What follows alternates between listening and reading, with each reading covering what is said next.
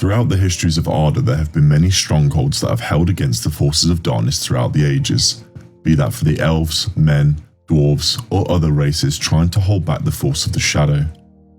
Many of the greatest and mightiest battles have taken place involving these locations, and today we're going to shed some light on some of the finest citadels erected by the fair elves, and their importance during the constant wars against the evils that have plagued Middle-earth since time immemorial. Greetings all, I'm your guide, the Archivist. Today we look at the fortresses of the elves, some of their significance in the histories of Middle-earth and beyond, and their final fates on the face of the world. The Grey Havens. The Grey Havens, also known as Mithlond, was an enchanting elvish port town situated on the Gulf of Lune within the elven realm of Lindon in Middle-earth. Having withstood the tumult of the War of Wrath, Mithlond served as the principal elven settlement to the west of the Misty Mountains before the establishment of Eregion and Rivendell. Even as the elves dwindled in numbers during the Third Age following the death of Gil-galad, the Grey Havens remained a prominent coastal town and authorised departure point of elven ships to the Undying Lands and Amon. Despite its status as a major port, by the late Third Age, the Grey Havens had a sparse population, comparable to Rivendell and northeastern Mirkwood. This esteemed haven was established on the onset of the Second Age by the surviving elves of Beleriand, who elected to remain in Middle-earth after the battles against Morgoth. The Grey Havens were frequently visited from the west by the Númenóreans, and the Vientur being the first to re-establish contact in SA 600 after the surviving Edain of Beleriand departed for Númenor in SA 32. In SA 1700, Tar Minas dispatched substantial fleets from Númenor to the Havens, repelling the forces of Sauron that had besieged them during the War of the Elves and Sauron. Following the War of the Last Alliance, many of the Noldor and Sindar residing in the Havens set sail for Valinor, leaving the cities under the stewardship of Círdan. In TA 1000, the Astari arrived in Middle-earth, and it was here that Círdan entrusted Narya, the Elven Ring of Fire, to Gandalf. During the War of the Ring, Galdor of the Havens was among the members of the Council of Elrond. After the defeat of Sauron and the ascension of Aragorn II Elessar, Gandalf, Galadriel and Elrond departed for a man from the Grey Havens, accompanied by the ring-bearers Bilbo Baggins and Frodo Baggins. Years later, Samwise Gamgee also left for Oman, being a ring-bearer briefly. The Grey Havens endured into the Fourth Age under Círdan, yet its population waned alongside the dwindling presence of Middle Elves in Middle-earth. It remains uncertain what transpired to the Elves of Middle-earth in the early Fourth Age and how long Círdan or his remaining kin resided at the Havens and continued crafting the grand ships that bore the Elves to the Blessed Realm. Barad Eithel. The stronghold of Barad Eithel served as the main fortress and capital of the realm of Fingolfin and Fingon during its existence. Positioned in the mountainous eastern foothills of the Erod Wethrin in Ethel Sirion, the source of the River Sirion, just outside Hithlum, Barad Eithel overlooked a pass into Hithlum, the realm of Fingolfin. Despite enduring multiple attacks and sieges by the forces of Morgoth during the First Age, it stood firm and guarded the passes into Hithlum, maintaining the security of the region. During the siege of Angband, Barad Eithel played a crucial role in the defence of the Noldor, with elven cavalry patrolling the surrounding fields. However, the plain surrounding Barad Eithel was devastated during the Dagor Bracolach, and the fortress faced fierce assaults by Orc armies. Despite these challenges, it remained steadfast in its defence. Tragedy struck when Fingolfin, the High King of the Noldor, was lost in despair after the plains were overrun, leading to his son Fingon taking up his rule. Subsequent attacks by Morgoth's forces were repelled, and Barad Eithel continued to play a vital role in the defence of the Western armies during the conflict with Morgoth. Ultimately, the fate of Barad Eithel during the Nirnaeth Ost-In-Edhil remains unknown, but the destruction of Fingon's realm and the occupation of Hithlum indicate that the fortress at Ethel Sirion may have been captured or destroyed. By the conclusion of the First Age, it is likely that Fingolfin's mountain fortress, if not in the hands of the Orcs, would have fallen into ruin due to the events of that tumultuous era. Caras Galadhon. The ancient records reveal that Caras Galadhon was the first magnificent fortress, serving as the chief city of Lothlorien, situated at the heart of the entire woodland.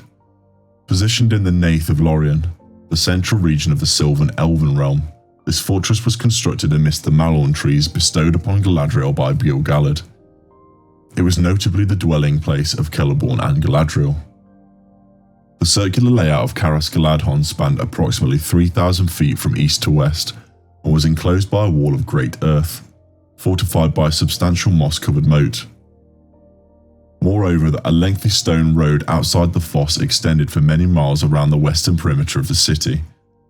Access to the city was granted through grand gates that faced southwest. The city was adorned with malon trees, amongst which the elves resided in flets atop the trees. Situated at the city's core, on the largest malon tree, was the flet of Celeborn and Galadriel, along with the chamber of Celeborn. Among the significant elements of the city were Galadriel's garden and her mirror, located in the southeastern quarter, which are prominently featured in the film adaptations and are repeatedly referenced. Historical accounts suggest that the construction of the city was likely initiated by the Sylvan-speaking Nandor elves, who initially inhabited the forest of Lorien during the Years of the Trees, under the starlight, and was possibly completed by the subsequent Sindarin lords of the city. Amdir and his son Amroth were succeeded by Celeborn and his spouse, Galadriel, who transformed the city into a serene yet secluded elven sanctuary. During the War of the Ring, the Fellowship of the Ring journeyed through Lorien to Caras Galadhon, where they encountered the Lord and Lady of the Galadrim. At the time of the siege of Minas Tirith, Lorien itself faced 3 sieges by Dol Guldur. In the Fourth Age, following Galadriel's departure from Lorien, Caras Galadhon was governed solely by Celeborn, serving as the capital of a Lorien that now encompassed both banks of the Anduin River. However, not long after, Celeborn himself departed to reside in Rivendell, leading to the city's abandonment. The circumstances surrounding this event remain unclear, particularly given that most of Lorien's inhabitants were Sylvan elves, and likely not predisposed to depart Middle-earth so soon after Sauron's downfall. Rivendell. Rivendell, also known as Imladris in Sindarin, was the name of a serene elven settlement in eastern Eriador and the surrounding valley. Established by Elrond Half-Elven, it initially served as a stronghold and refuge during the elves' early conflict with Sauron in the Second Age. Transitioning into the Third Age, it became a well-known peaceful sanctuary for the wandering elves, rangers of the north and other travellers. Some referred to it as the last homely house in the east of the civilized lands of Eriador, or the first homely house west of the wildlands of Rivanion over the Misty Mountains.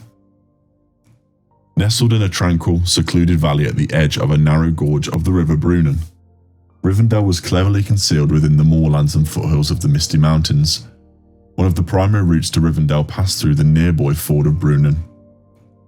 Established during the War of the Elves and Sauron by Elrond, son of Eärendil, Rivendell was a response to the devastation wrought by Sauron in Eregion. Following the destruction of Eregion, Elrond, along with the refugees, was compelled to seek refuge northward in Rivendell or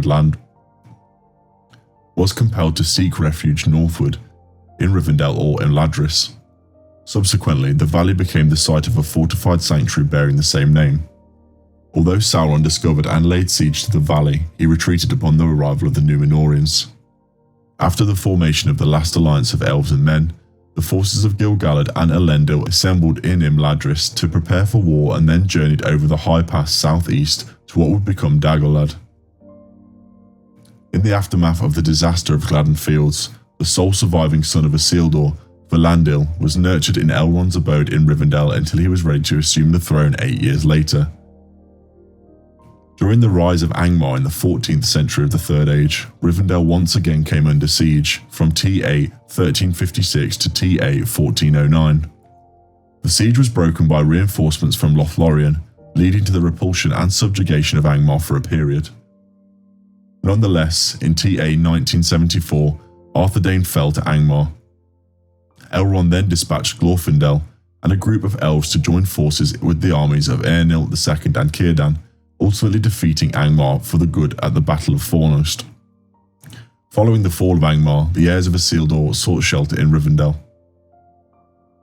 During the quest of Erebor, Bilbo Baggins and the company of Thorin sought respite in Rivendell. Elrond interpreted the mysterious instructions inscribed in moon letters on Thror's map, guiding the party on entering the lonely valley after it had been claimed by Smaug. After their quest, both Bilbo and Gandalf returned to Rivendell. Years later, Frodo Baggins and his hobbit companions made their way to Rivendell, where they reunited with Bilbo, who had retired there after celebrating his 111st birthday. Several other elves, dwarves, and men also converged on the valley for separate undertakings, ultimately leading to the formation of the Fellowship of the Ring, following the decisive Council of Elrond. Elrond departed the Valley of Rivendell in TA 3021, marking the end of the Third Age. Afterwards, Rivendell was for a time the resting place of his sons Elladan and Elrohir, and also of Celeborn. It is untold when the valley was finally abandoned. Elvenking's Halls. The Elvenking's Halls were located within a cave system in northern Mirkwood, serving as the residence for King Thranduil and many of the Elves of Mirkwood during a significant portion of the Third Age and onwards into the Fourth Age. Situated just inside the eastern border of Mirkwood along the northern bank of the Forest River, the expansive cave complex comprised numerous passages and spacious halls, distinguished for its superior safety compared to the goblin tunnels within the Misty Mountains. While the majority of the elves resided in the woods, the King's Halls doubled as his palace, treasure repository, and a stronghold for the elves during times of peril. The entry to the halls was guarded by massive stone doors imbued with magical protection. The grand throne room of Thranduil was housed within a cavernous hall, adorned with pillars hewn from solid rock. Lower levels accommodated prisoner cells, while the deepest recesses of the caves hosted the king's storerooms, strategically situated over an underground stream, enabling the effortless transportation of supplies to the Forest River through a gate sealed by a portcullis. Around TA 1050, a looming shadow began to envelop Greenwood, prompting its renaming to Mirkwood. Consequently, King Thranduil led his people to the northeast region of the forest, where he established a fortified complex and a series of grand subterranean halls. His vision for this endeavour was inspired by Thingol's halls at Menegroth in Doriath from the First Age, though it was envisioned to be less expansive. Although dwarves played a role in the initial construction, it remains unclear whether their involvement continued after the establishment of the Woodland Realm in the Second Age, particularly due to the strained relations between the Sindar and dwarves following the slaying of Thingol in the sacking of Doriath. In the autumn of TA 2941, Thorin and company found themselves in Mirkwood with no food left. They attempted to enter some woodland feasts but were repeatedly prevented from doing so. Eventually Thorin was captured and taken to Thranduil's halls, where he was interrogated by the king. When Thorin refused to answer, Thranduil had him locked in his innermost cell. Later, the 12 remaining dwarves, including Bilbo Baggins, were also taken by the elves and locked into the king's dungeon after facing similar treatment. Meanwhile, Bilbo, wearing the ring, managed to maneuver invisibly through the halls and discover an escape route through the cellars. By a stroke of luck, Bilbo found the keys to the dwarves' cells, freed them, and hid them in empty barrels in the cellar. Workers then rolled the barrels through a trapdoor as part of their routine. In TA 3017, Aragorn captured Gollum in the Dead Marshes and brought him to Thranduil's halls. The Council of Elrond mentioned that Gollum was imprisoned but had been allowed to climb a tree, with guards keeping watch. On June 20th, TA 3018, orcs attacked and Gollum disappeared. During the War of the Ring, Thranduil's realm was invaded, but on March 15, TA 3019, he emerged victorious over the forces of Dol Guldur in the battle under the trees. Following the defeat of Sauron, Thranduil's domain expanded to the mountains of Mirkwood. Himring. The hill known as Himring, located in the northeast of Beleriand, was the site of the fortress of Menegroth, the eldest of the sons of Feanor. Following the drowning of Beleriand at the close of the First Age, the peak of Himring remained above water, becoming known as Tol Himling. The construction of the fortress on Himring occurred when the sons of Feanor journeyed east after Thingol's discovery of the kinslaying.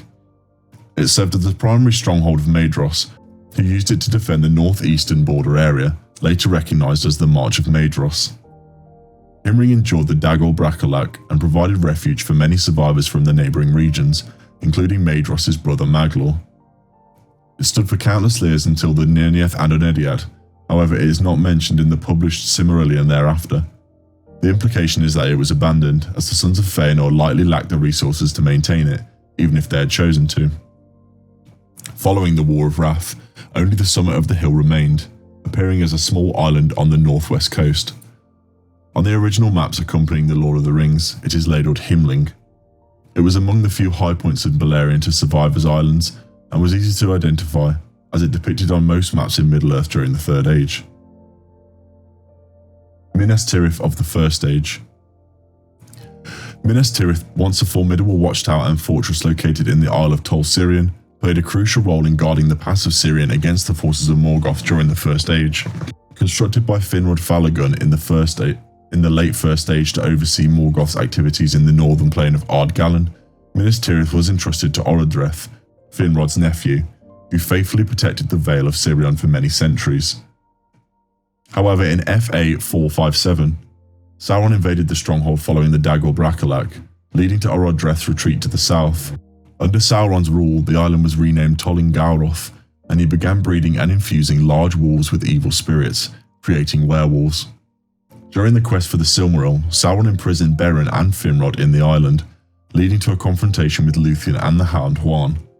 Ultimately, the Isle was cleansed and Sauron was defeated, resulting in the tower's ruins. Although the Noldor maintained control of the land around the Pass of Sirion for a few more years, they chose not to rebuild Minas Tirith. Gondolin. The beautiful city of Gondolin was a well-hidden sanctuary for the Elves, nestled in the heart of Beleriand in Middle-earth. Turgon the Wise, a revered Noldorin king, established this remarkable city during the First Age. Despite being in exile, Gondolin remained resilient for nearly 4 centuries during the Years of the Sun.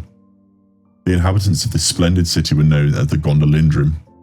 According to the Silmarillion, the Valar Ulmo, Lord of Waters, divulged the whereabouts of the Vale of Tumladen to Turgon in a dream around FA 50. Guided by this divine intervention, Turgon journeyed from Nevrast and discovered the Vale in FA 53. Amon Gwared, a steep hill at the centre of the Vale, became the chosen site for the Grand City. Constructed in secrecy over 75 years, Gondolin was completed in FA 116. Turgon then led his people from Nevrast to reside in the hidden city, bringing with him a significant portion of the Noldor and the northern Sindar. Despite attempts to seek aid from the Valar in the west against Morgoth, the city remained isolated, surrounded by its protective mountains. After nearly 4 centuries, the city met its tragic fate when it was betrayed by Morgoth to Maeglin, Turgon's nephew, leading to its eventual ruin. Descriptions of Gondolin portray it as a place of extraordinary beauty, with trees paved from stone, elegant houses, and majestic towers built from white marble. The king's palace and its towering structure were the centerpiece, with fountains and gardens adding to the city's enchanting allure. However, despite its magnificence, Gondolin ultimately succumbed to betrayal and destruction. Menegroth. Menegroth, also known as the Thousand Caves or Caves of Menegroth, stood as the capital city of Doriath during the First Age, housing King Thingol and Queen Melian of the Sindarin people. Menegroth, beautifully adorned, hosted Thingol's throne and served as the place where he delivered his judgments, ultimately meeting his demise in FA 502. The Sons of Feanor claimed the caves in their pursuit of one of the Silmarils before the War of Wrath, leading to the ruins of Doriath. Following the Battle of the Powers, the Teleri sought refuge in havens like Valas, or the forests of Region and Neldareth, whilst their leader Elwë, later known as Thingol, disappeared with Melian, only to reappear and urge the construction of a new fortress known as Menegroth of the Thousand Caves. With the aid of the Dwarves of Belagost, the fortress was built into the western wall of a ravine about the river Esgaldwin, featuring numerous caverns and chambers adorned with carvings of beech and trees and birds.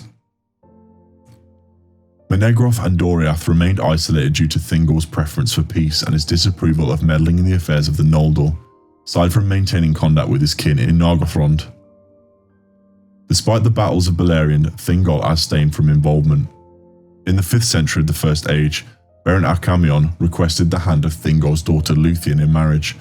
However, Thingol demanded that Beren retrieve a Silmaril from Morgoth's Iron Crown as a condition for their union.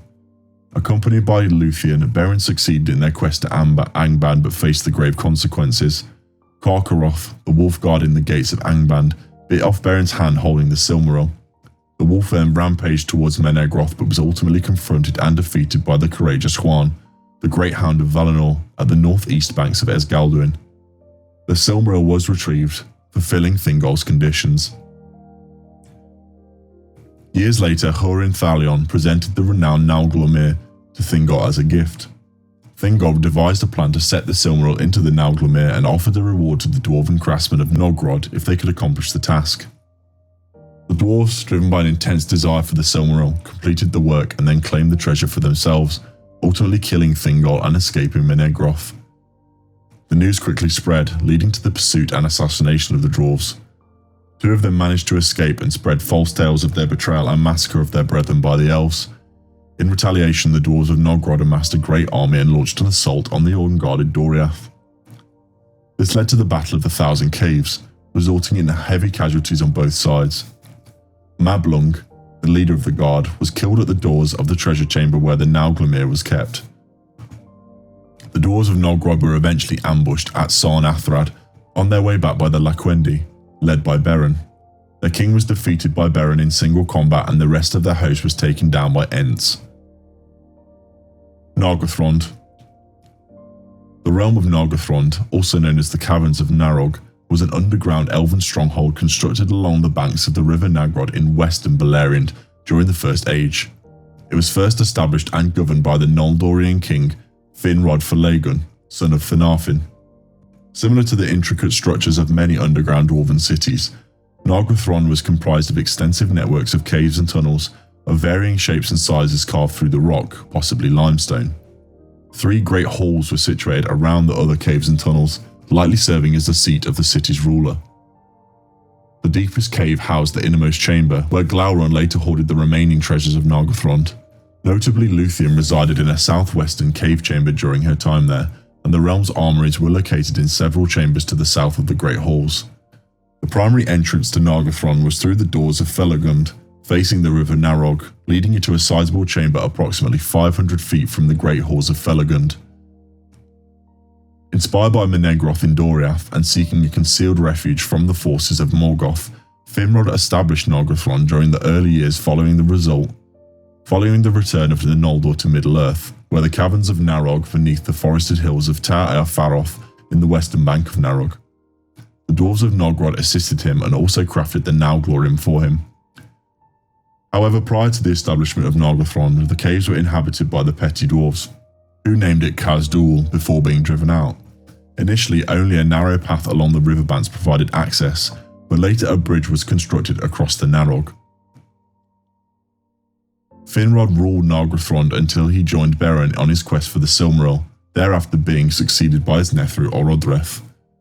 Notably, the sons of Fëanor, Celagorm and Cerofin, resided in Nargothrond during this time and held significant influence over its populace, instilling fear and distrust of outsiders. Following reports of Finrod's demise, they were exiled in disgrace.